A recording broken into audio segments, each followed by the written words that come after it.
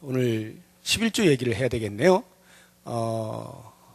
의도된 게 아니라는 것부터 말씀을 드립니다. 요즘 성도님들은 오해들을 종종 하시는 그런 일이 있어서 미리 말씀을 드려야죠. 이 금요기도의 시간에 제가 말씀을 전하는 것은 생명의 삶의 매일매일의 그 순서를 따라서 우리 교회가 토요일이 새벽이 없기 때문에 매일 새벽에 그 말씀을 따라 하다가 토요일 새벽에 해당되는 말씀을 이 금요기도의 시간에 전하는 겁니다. 그런데 이 말씀이네요. 내일 새벽 말씀이. 또 말씀이 주어져 있는데 제가 말 안 할 수도 없고, 그래서 제가 이렇게 어떤 기회가 될 때는 헌금에 대한 아주 민감한 부분이지만 성경에서 나오는 대로 제가 말씀을 드릴 테니까 한번 잘 들어보시고 자신의 신앙생활이 지금까지 어떠했는가, 물질에 대해서 내가 어떤 생각을 가지고 했었는가, 이런 것들을 돌아볼 수 있는 기회가 되면 좋겠습니다. 이 말라기 선지자는요, 이스라엘 백성들이 70년 바벨론 포로를 하죠. 그 유다 백성들이. 그리고 이제 돌아오기 시작해서 한 번에 다 돌아오는 게 아니라 1차, 2차, 3차로 이렇게 계속 귀환을 하게 됩니다. 그 가운데에서 3차 귀환이라고 할 수 있는 이 느헤미야가 형제들로부터 고향에 있는 성과 성벽들이 다 회파가 되었다는 소식을 듣고 이제 금식을 하면서 왕 앞에 가가지고 자신이 꼭 좀 고국을 좀 돌아갔으면 좋겠다 허락을 받죠. 그리고 이제 가서는 52일 만에 성벽을 재건합니다. 기적같이 이제 재건을 하죠. 그때가 이제 BC 445년인데요. 그렇게 유대의 총독으로 가서 약 12년 동안을 봉직을 하다가 잠시 페르시아로 다시 돌아갑니다. 그리고는 그 이듬해에 다시 유다 땅으로 오는데요. 그 이유는 종교 개혁을 일으키기 위함입니다. 그동안에 자기가 12년 동안 총독으로 봉직하면서 보다 보니까 이 이스라엘 백성들이 하나님 앞에서 제대로 신앙생활을 하지 않는 거예요. 점점 타락하고 부패하고 회의적이 되어지고 이런 이제 삶을 보면서 안 되겠다, 이러다간 우리 전부 하나님의 심판 아래 다 멸망하겠다 싶어서 종교개혁을 일으키기 위해서 다시 돌아옵니다. 바로 그때 이 말라기 선지자가 느헤미야와 함께 종교개혁을 일으킨 선지자입니다. 그 당시 이제 432년 정도죠. 그 당시에 이제 이 말라기가 하나님의 말씀을 받아서 이스라엘 백성들에게 종교적 개혁을 외치게 되는 그 말씀들 가운데서 오늘 우리가 이 말씀을 지금 대하고 있는 것입니다.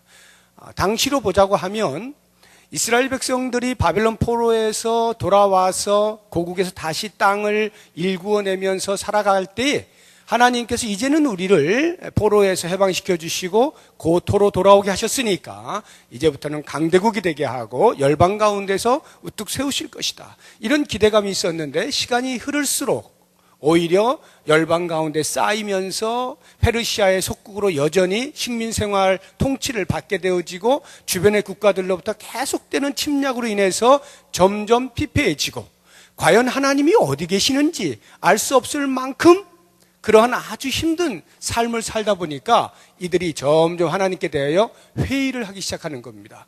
하나님, 우리를 불러놓고 이게 뭡니까? 하면서 계속해서 하나님의 능력에 대해서 또는 하나님이 돌보시지 않는 것처럼 여기면서 하나님께 대하여 원망을 하고 불평을 쏟아내면서 자신들의 신앙생활을 해이하게 하기 시작하는 겁니다. 그래서 종교적 타락이 극에 달하던 때가 이 말라기 선지자가 활동하던 그 당시입니다. 자, 이와 같은 때에 하나님께서 너무나 답답하셔서 말라기의 입에다가 말씀을 넣어주시는 거예요. 뭐라고 합니까? 오늘 말씀 보니까 7절에 만군의 여호와가 이르노라, 너희 조상들의 날로부터 너희가 나의 규례를 떠나 지키지 않는구나, 규례를 지키지 않는구나 책망하시면서 그런즉 내게로 돌아오라, 그리하면 나도 너희에게로 돌아갈 것이다. 돌아와라, 회개해라, 그러면 나도 너희를 용서해주고 용납해주고 받아주고 다시 너희를 사랑하고 너희를 보호해줄게, 이렇게 말씀을 하시는 거예요. 그런데 이스라엘 백성들의 문제는 뭐냐 하면 죄를 짓고 있는 것이 문제가 아니라요, 자기들이 죄를 짓고 있는 것을 모른다는 것이 문제입니다. 그래서 7절 뒷부분을 보면 이렇게 이야기하죠. 너희가 이르기를 우리가 어떻게 하여야 돌아가리까 하는도다. 우리 그냥 한국말로 이렇게 보면은 어떻게 하여 돌아가리까, 어떻게 하면 우리가 돌아갈 수 있죠? 라고 그 방법을 묻는 것 같지만 실제로는 그게 아니라, 아니 하나님, 제가 지금 하나님 앞에 서 있는데 어디로 돌아가란 말입니까? 이 뜻이에요. 돌아갈 데가 어디 있다 그래요? 제가 지금 여기 있는데. 다시 말하면 뭐가 문제입니까? 뭐가 우리가 지금 하나님 앞에 회개할 것이 있단 말입니까? 이렇게 따지고 있는 거예요. 우리는 잘 살고 있고 신앙생활에서 문제없이 지금 하나님을 경외하고 있지 않습니까? 그런데 어디서부터 어디로 돌아가라는 것입니까? 라고 마치 비아냥거리듯이 하나님께 대하여서 대묻고 있는 것이죠.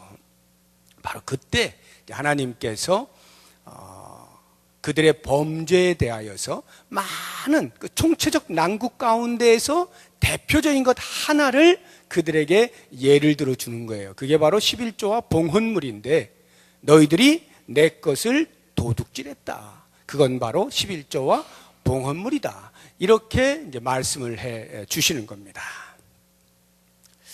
자, 이제 11조에 대한 이야기가 이제 본격적으로 시작이 되는데, 하나님께서 11조 생활을 제대로 안 한 이스라엘 백성들, 또는 무시한 백성들, 또는 대충 한 그런 사람들을 가리켜서 너희가 내 것을 훔쳤다 이 말이에요. 도둑질했다 이 말이죠. 이 11조의 유래가 어떻게 됩니까? 제일 먼저 아브라함이 롯을 찾아가지고 오면서 살레망 멜기세덱을 만날 때 그 취해온 전리품 가운데 10의 1을 드리죠. 그 살레망 멜기세덱은 족보가 없잖아요. 즉 예수 그리스도를 의미하는 것이고요, 궁극적으로 하나님을 의미하는 것인데, 그 하나님 앞에 아브라함이 10의 1을 드리는 것으로부터 시작이 되어져서 그것이 율법 없을 때에 주어졌던 아브라함의 행위라고 한다면, 그 이후에 하나님께서 율법으로 이스라엘 백성들에게 10의 1을 하나님의 것으로 정해놓고 드리도록 율법으로 규정을 하지 않았습니까? 그리고 이스라엘 백성들이 다 그것을 지키게 하죠. 레위기나 출애굽기나 레위기나 신명기나 민수기나 곳곳에 보면 11조에 대한 말씀이 나와요. 그 11조가 좀 더 우리가 정확히 여러분들이 성경적 11조에 대한 이해를 돕기 위해서 제가 11조 하면 10의 1 이런 뜻이죠. 10의 1인데 이스라엘 백성들이 하나님 앞에 드린 것은 10의 1이 아닙니다. 정확하게는 매년의 소득의 10의 1을 드려요. 그러면 10의 9가 남죠. 그 10의 9가 자기들의 것입니다. 하나님께서 너희들을 위해서 사용해라 라고 허용해 주신 거예요. 그 10의 9 가운데 또 10의 1을 구별하여서 가난한 자들, 가부들, 고아들, 객, 나그네들 이런 사람들을 돕도록 되어 있어요. 그리고 매 3년에 한 번씩 또 10의 1을 따로 냅니다. 매 3년에 한 번씩. 그럼 3으로 나누면 뭐 10의 3 정도 되겠죠. 그 정도의 매 3년에 10의 1을 또 따로 내서 역시 마찬가지로 레위인들과 고아들과 객들을 위해서 잔치를 베풀고 그들을 위해서 섬길 수 있도록 되어 있어요. 그러니까 매년 내는 것으로 만약에 우리가 환산을 한다면, 오늘날로 환산을 한다면 대략 한 100에 22 정도가 됩니다. 100에 22 정도가 이제 그들이 10의 1로 드리는 것이 됩니다. 자, 이와 같은 이제 11조를 하나님께서 이스라엘 백성들에게 드리도록 할 때 그 쓰임새는 제가 방금 말씀드린 대로 가장 기본적인 것은 레위인들을 위해서입니다. 레위인들은 이스라엘 12지파가 전부 땅을 기업으로 받을 때 레위 지파만 받지 않아요. 왜냐하면 그 레위 지파는 하나님께서 그들의 분깃이 되시겠다고 약속을 하셨기 때문에 땅을 기업으로 받지 않습니다. 그리고는 나머지 11지파가 10의 1을 내는 그것으로 레위 지파를 먹여 살리도록 되어 있어요. 이것이 하나님이 정하신 거예요. 그럼 왜 그렇게 했느냐? 이 레위 지파가 하나님을 경배하는 일에 전심으로 투자할 수 있도록 생활고에 염려가 없도록 하시는 거예요. 그래서 그 공동체 전체가 하나님을 왕으로 모시는 그러한 신정 국가로서 조금도 손색이 없도록 하시는 목적을 위해서 레위인들은 따로 땅을 기업으로 받지 못하게 하시고 하나님께서 직접 먹여 살리시겠다라고 하는 의미로 10의 1을 거두어서 그렇게 한 거예요. 그리고 또 하나가 가난한 자들, 과부나 고아나 나그네들, 이런 사람들은 죄로 인하여서 타락한 인간들의 그 사회 속성상 그들이 무시되어지고 소외될 것이 뻔하기 때문에 하나님께서는 당신의 백성들로 하여금 그들이 소외되지 아니하도록, 즉 하나님을 섬기는 공동체는 사랑과 나눔의 공동체가 되도록 하시기 위해서 그것을 10의 1로 규정하여서 그런 가난한 자들을 돌볼 수 있게 해요. 그리고 또 하나 그 10의 1에서 사용되어지는 것이 있다고 하면, 성경에서 성전을 보수한다거나 유지하는 데 필요한 것, 또는 성전을 건축할 때 등등, 이럴 때 10의 1 가운데 또는 따로 봉헌물을 드려서 이렇게 이제 사용을 해 온 것입니다. 자, 이와 같은 그 11조, 이것에 대하여서 하나님께서 왜 이스라엘 백성들에게 도둑질을 했다라고 표현을 하시는가? 굉장히 기분이 나쁘지 않습니까? 도둑질. 우리가 무슨 도둑이에요? 11조 안 내면 도둑입니까? 근데 하나님께서는 도둑이라고 하시는 거예요. 더 정확히 표현을 하면요, 그냥 도둑이 아니에요. 왕도둑이에요, 왕도둑. 그러니까 무슨 말이냐면, 도둑이라고 하는 것은요, 남의 것을 훔치는 거잖아요. 남 몰래 훔치는 거 아닙니까? 살짝 이렇게 가져가는 게, 이게 도둑이에요. 그런데 지금 여기에서 말하고 있는 이 도둑질이라는 그런 의미가 아닙니다. 하나님이 앞에 계시고요, 하나님의 손으로 이렇게 붙잡고 계시는 그 손 안에 있는 것을 잡아서 빼앗는 강탈을 하는 거예요. 오늘날로 하면 강도짓을 하는 겁니다. 그냥 도둑이 아니에요. 그냥 대놓고 강탈을 하는, 그것을 여기에서 도둑질이라고 하거든요. 하나님께서 11조를 하지 아니하는 이스라엘 백성들을 향하여서 너희들은 강도다, 이렇게 표현하는 거거든요. 왜 이렇게 무서운 말씀을 하실까? 혹시 지금 이 자리에서 11조 안 하시는 분들은 지금 가슴이 벌렁벌렁 거리시고, 이게 지금 도대체 무슨 말로 들려올 것인가 막 고민되시죠. 근데 잘 듣긴 잘 들으셔야 돼요. 제가 지금 뭐 다른 말 하고 있는 거 아닙니다. 성경에 나온 대로 지금 말씀을 드리는 건데,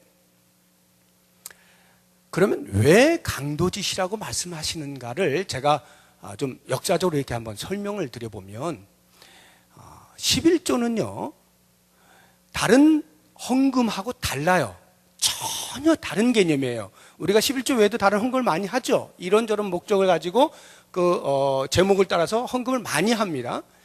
11조와 그런 헌금하고는 전혀 달라요.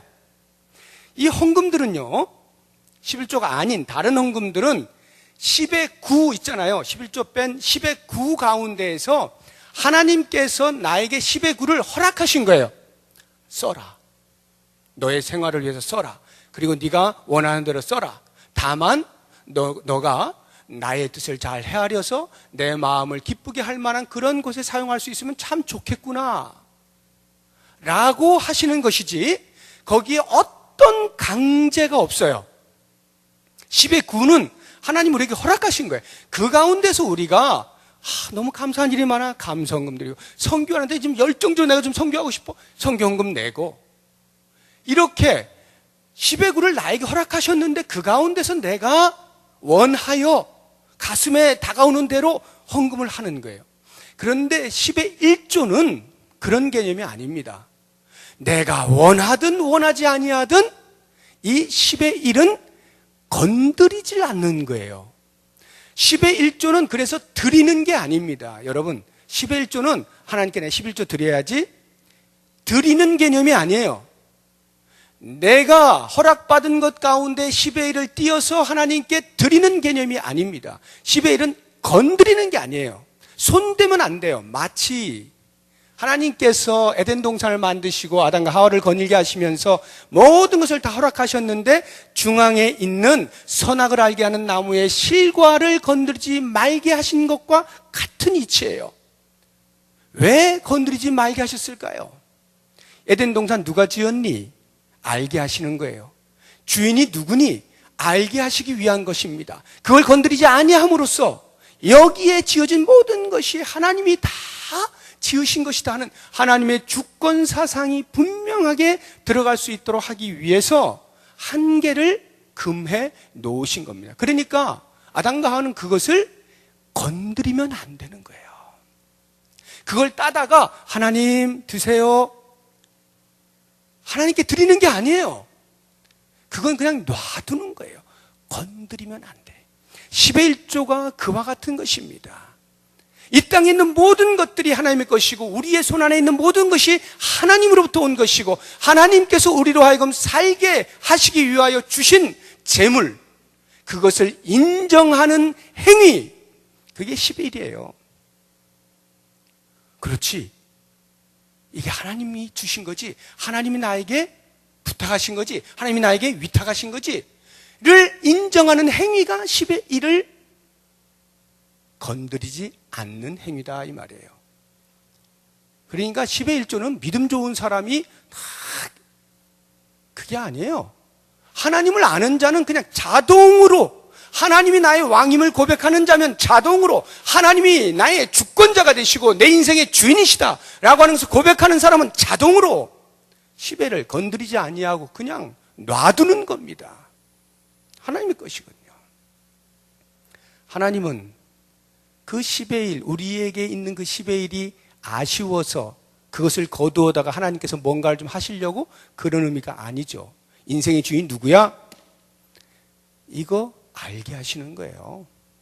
왜냐하면 인생은 거기에서부터 행복이 따라오기 때문에, 주인을 아는 것에서부터 행복이 따라오는데 그걸 모르고 마치 내 인생은 내가 책임지는 것처럼, 내 인생은 내가 주인인 것처럼 그렇게 행사하면 신앙생활 하는 것도 내가 하는 거예요.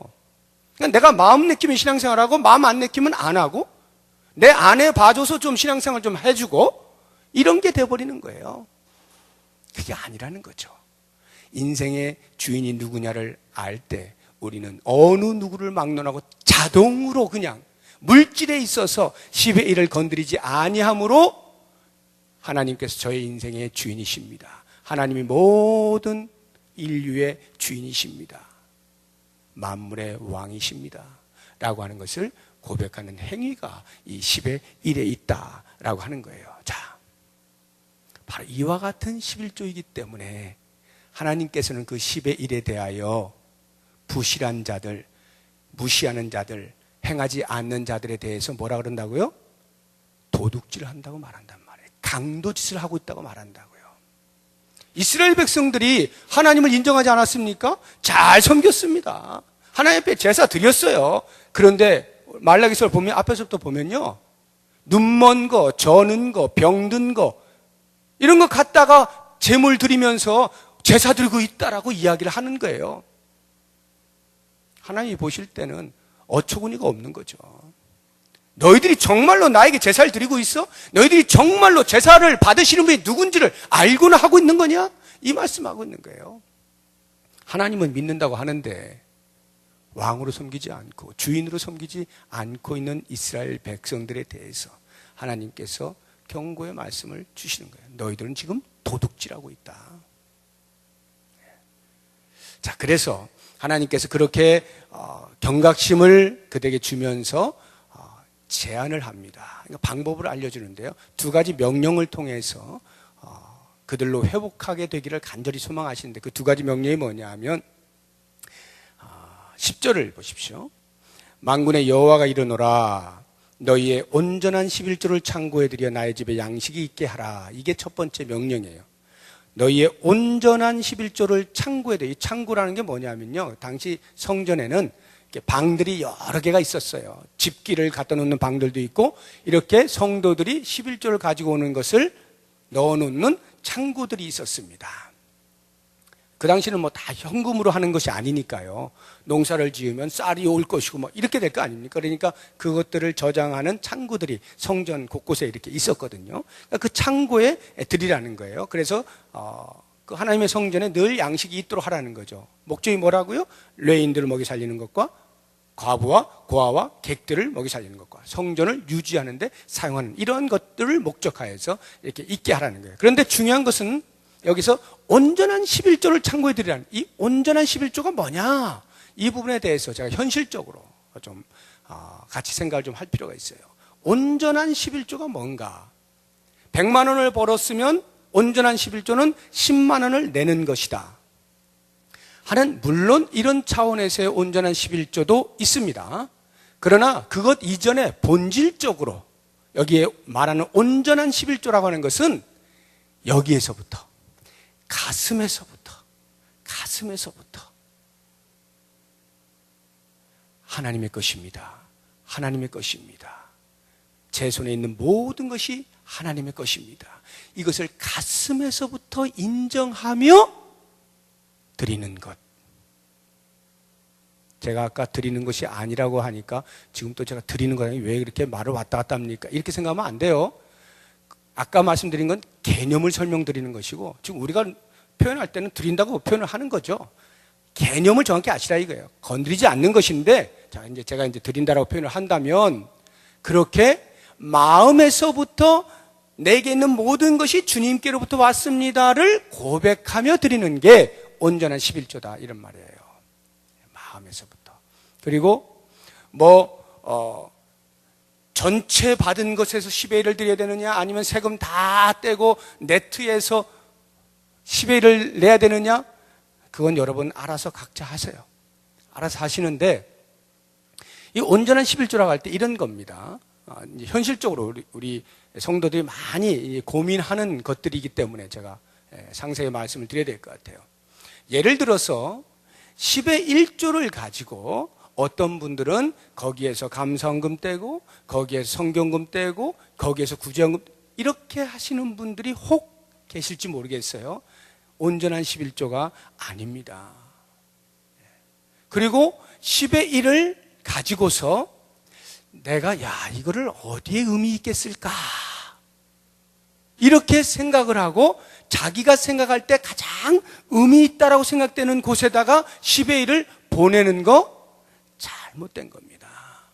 10의 1은요, 자기가 몸담고 있는, 등록되어 있는 그 교회에 내는 것이 정상인 거예요. 즉이 정상이에요. 그럼 예를 들어서 제가 개척교회를 한 적이 있잖아요. 개척교회를 하면은 한 푼이 아쉽지 않습니까? 그러니까 누군가가 좀 번듯한 사람이 10의 1을 내주면 이거는 뭐 천군만마를 얻는 거예요. 눈이 막 동그래지는 겁니다. 저도 얼마나 유혹이 컸겠어요. 야, 누가 11조 안 내주나? 막. 실제로 그러지 않았고, 그런 사람들이 있을 때 제 마음에 이게 걸리는 거예요. 그래서 현실적으로 생각할 때 이런 것 같습니다. 누군가가 개척교회가 어려우니까 자신의 11조로 거기에다가 본교회 안 하고 거기다 11조를 내려고 할 때에 그 사람은 온전한 11조를 드리는 것이 아닙니다. 만약에 적을 두지 않았어요. 아무 교회도 소속이 안 돼 있어. 지금 이렇게 교회를 찾아다니고 있다든지 적을 두지 않고 있는 사람이라면 그건 가능하겠어요. 어디든지 아무튼 10의 1을 드려야 되는데 생각하는 곳에 드릴 수 있겠죠. 그런데 적을 두었다. 그러면 일단 10의 1은 본교회에 드리는 겁니다. 그럼 그 개척교회는 어떻게 해요? 거기 지금 어려운데, 우리 교회는 그래도 사람들 많은데. 그건 10의 9 가운데 사는 거예요. 10의 9, 내게 있잖아요. 10의 9. 거기에서 그 교회가 정말 어렵다? 그러면 돕는 겁니다. 마음이 있으면 그렇게 하는 거예요. 실제로 제가 가르쳤던 제자들 가운데에서 사회에서 돈을 벌어가지고 제가 개척을 한다 하니까 11조를 보내더라고요. 너 교회에 있어 없어? 당연히 있죠. 거기다 내. 여러분, 이거 쉬운 거 아니에요. 돈이 들어오는데 물리는 게 쉬운 게 아닙니다. 하나님의 말씀에 대한 정확한 이해가 없으면 그거 뭐 괜찮죠. 뭐 이렇게나 저렇게나 10의 1조 어차피 하나님 나라를 위해 쓰는 건데 뭐 이 교회나 저 교회나 똑같은 거 아니냐? No, 아닙니다. 온전한 11조의 개념을 정확히 알아야 돼요. 그래서 우리 교회 모 집사님 한 분이 저에게 상담을 했어요. 바로 그 똑같은 문제로. 그래서 제가 충분히 심증적으로는 이해가 되고 동정이 돼요. 그래서 그 어려운 곳에 10의 1을 드리고 있어 사실 지금 우리 교회 못하고 있는데 너무 이분이 고민이 되니까 저한테 상담을 해온 거예요. 목사님 어떻게 해야 돼요? 이거 괜찮은 거예요? 그래서 제가 오늘 여러분들 말씀드린 것처럼 똑같이 말씀드렸습니다. 정말 미안합니다. 저는 집사님의 그 중심에 대해서 조금도 의심하지 않습니다. 그러나 성경은 이렇게 이야기를 하고 있네요 하고 설명해 드렸는데 그분이 놀랍게도 그 다음부터 바로 그것을 고쳐서 시정을 하더라고요. 정말 놀라운 일인데요. 쉬운 거 아니거든요. 근데 과감하게 말씀을 따라서 그렇게 행동하는 것을 보고 제가 큰 감동을 받은 적이 있는데 온전한 11조로 가는 것이 바로 이런 것입니다. 그래서 10의 1은요, 내가 이렇게 볼까 저렇게 볼까를 생각하는 것이 아니라는 것을 꼭 기억하세요. 그것으로 뭐 이렇게 나누어가지고 어떻게 이런 게 아닙니다. 10의 1은 그냥 주의 전에 그냥 드리는 거예요. 그리고 남은 10의 9를 가지고 이제 내가 이걸 하나님께서 나에게 쓰라고 이렇게 허락해 주셨는데 어떻게 쓸까? 기도하면서 고민하면서 그래서 가치 있는 곳에 쓰면 거기에 정말로 큰 의미가 있겠죠. 하나님께서 많이 기뻐하실 거예요. 그러니까 10의 1을 바쳐서 하나님이 기뻐하실 것은 사실상은 없어요. 엄밀하게. 그건 원래 하나님의 것으로 정해놓은 것이고 모든 성도가 다 그렇게 하도록 되어 있어요. 그런데 10의 9를 자 네가 이제 한번 써봐 하고 맡겼는데 그 맡겨진 10의 9를 가지고 어떻게 하면 하나님을 기쁘시게 할까를 고민하고 기도하면서 그렇게 사용한다면 그것은 정말로 하나님을 감동시키는 행위가 될 겁니다. 저는 우리 교회에서 11조를 양으로 많이 내는 사람에 대하여 저는 적게 내는 사람과 전혀 구별하지 않습니다. 그러나 감사헌금을 낸다든가 선경을 내는 이외의 것들을 하는 헌금 생활을 잘 하시는 분들을 보면 제가 감동이 돼요. 야, 정말 훌륭하다. 정말 훌륭하다. 왜요? 지갑을 하나님의 것으로 인정할 줄 아는 사람은 다른 거 볼 필요가 없어요. 이 땅에서 가장 하나님 다음으로 우뚝 서 있는 게 돈 아닙니까? 근데 그 부분을 하나님 앞에 깨끗하게 드릴 수 있고 깨끗하게 사용하기로 작정한다라고 하면 더 이상 볼 게 뭐 있어요. 그래서 이 물질은 우리 신앙생활의 바로미터라고 이야기를 합니다. 물질을 어떻게 쓰는가를 보면 그 사람의 신앙생활의 수준을 대충 알 수가 있다라고 하는 것입니다. 자,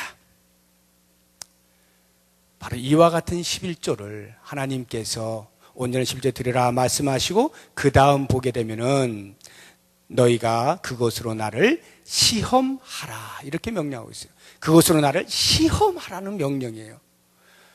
시험하라는 말씀. 하나님을 시험하면 큰일 납니다. 우리는 성경에 하나님 시험하지 못하게 돼 있어요.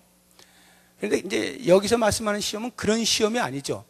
하나님이 능력이 있나 없나 보자 하고 그런 시험이 아니에요. 지금 여기의 시험은 뭐냐 하면 내가 너를 먹여 살린다. 내가 네 인생의 주인이야. 너 그거 확인해 보고 싶지 않냐? 이거예요. 이걸 시험해 보라는 거예요. 정말로 내가 너를 먹여 살리느냐 아니냐를 한번 경험해 보고 싶지 않니? 우리는 10의 1을 드리고 나면요 10의 1 빠지면 인생 끝나는 줄 알아요. 10의 1 빼고 나면 뭘 갖고 우리가 먹고 사는가?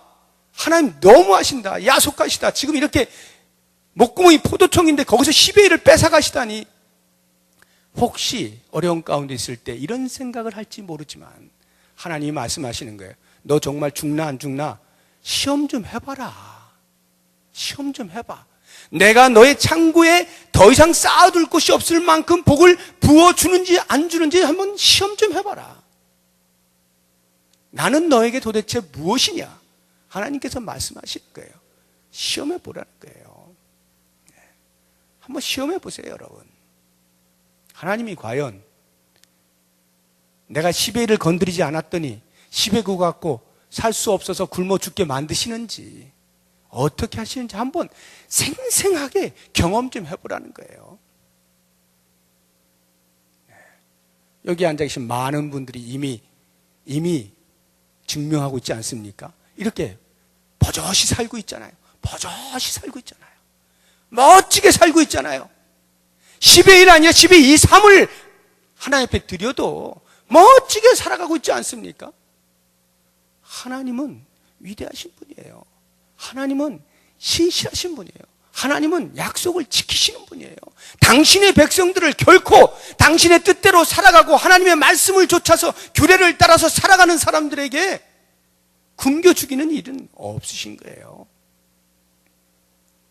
그래서 최종적으로 그렇게 살아내는 우리들을 보고 이방 사람들이, 그 당시엔 이스라엘을 제외한 모든 민족이 이방인데 오늘날로 하면 열방이, 온 세계가 우리를 보고 야, 정말로 복되구나, 복되구나, 이 말을 하게 만들어 주시겠다는 거예요. 무슨 말이에요? 그들이 생각할 때는 세상에 10의 1을 교회에다 갖다 바쳐?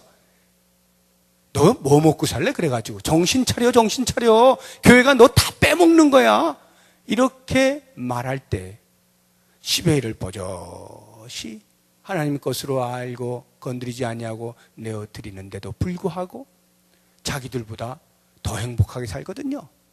아무 문제 없이 살거든요.